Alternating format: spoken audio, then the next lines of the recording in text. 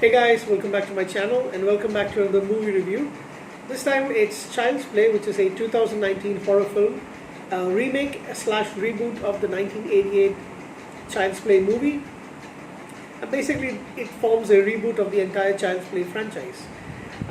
This movie stars Gabriel Bateman as Andy and Aubrey Plaza. This is an actress who I've heard a lot about. I've seen kind of a few interviews of her. She's kind of odd. She's got an odd sense of humor, and but I've never actually seen her in anything. And this is the first time. You have Mark Hamill as the voice of Chucky. So if you're familiar with the 1988 movie Child's Play and the franchise in general, you'll know what the villainous supernatural villain is all about. However, this time they've actually made some changes. This is not a supernatural event. So if you remember the 1988 version, it's got the supernatural element is basically the soul of a dying criminal who uses a Haitian voodoo spell, incantation, and while he's dying, he gets his soul transferred to the body of a doll because that's the only thing that's around.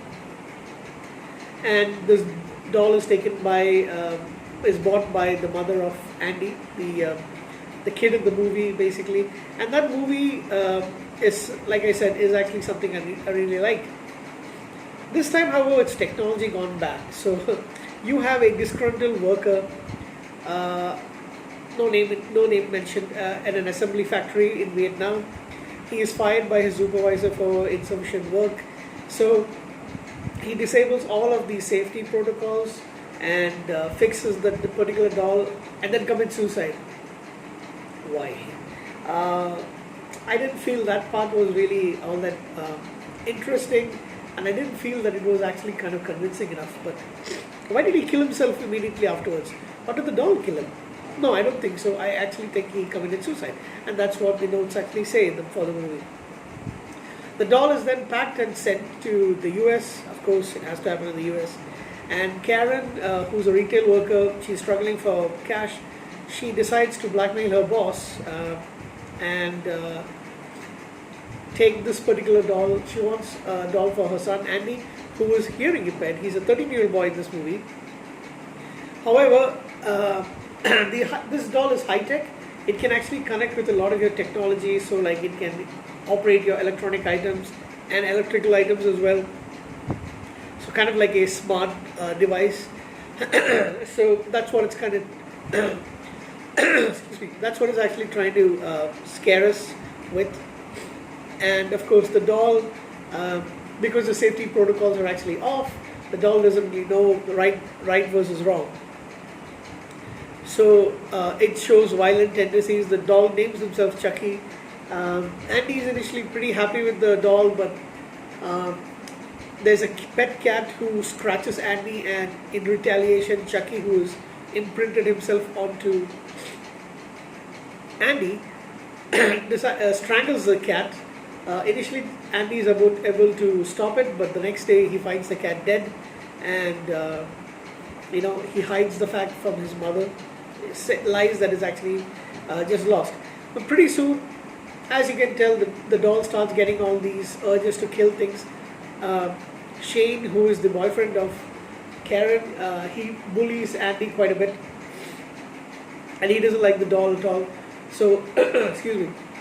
So the doll takes upon himself to actually go and kill Shane, who I find out is actually an asshole. He is basically an asshole in the movie, but he also has a wife and kids that he never told Karen about. So you actually find that he is an asshole, and so Chucky kills him brutally, I must say. There's an investigation, and initially the cops think the lead detective thinks it's actually Andy who's acting out, and then blaming the doll. There are a couple of other killing scenes, and a handyman in the office. In the apartment building, the cop's mother, who lives in the same building as Andy and his mom. The final scenes where we actually go to the mall, and Chucky starts killing people here and there, and trying to hurt his mother. Andy's mom, and I don't know, it didn't really it didn't really convince me that much. I mean, overall, I think it was a good enough film, but I wasn't really convinced with the fact that it's just a, what do you call it, technology gone wrong. It's just that the safety protocols are taken off. It doesn't really know what it's doing, and thus it basically just tries to, you know, do whatever it feels is correct. So I wasn't really, in terms of a horror movie, I don't really think I was very happy with it. Overall, it's kind of okay. I gave it a 6.5 out of 10, whereas the original is probably close to an 8 for me. I enjoyed that one a lot more. In fact, I just watched that movie maybe like a few months ago, and I think I really liked that one well over this one. So, probably the best part of this movie is the fact that Mark Hamill is the one who's voicing the doll, and he does a very, very convincing job. I've never actually heard or seen much of Mark Hamill's voice acting. I know he does the Joker, but overall, I mean, he's probably the best thing best thing about the movie. I wasn't really convinced about anything else. So I gave it a 6.5. If you're a fan of the original, I don't think you might actually enjoy it that much. I don't know, give me your thoughts, because some people say they actually liked it a lot more. Some people say it was equally as good. I actually think you should stop rebooting horror movies. Make up something new, I guess. Or continue down the line. So that's it from me. 6.5 out of 10 for the new movie Child's Play. I will stick to the original. Thank you guys. Have a good night.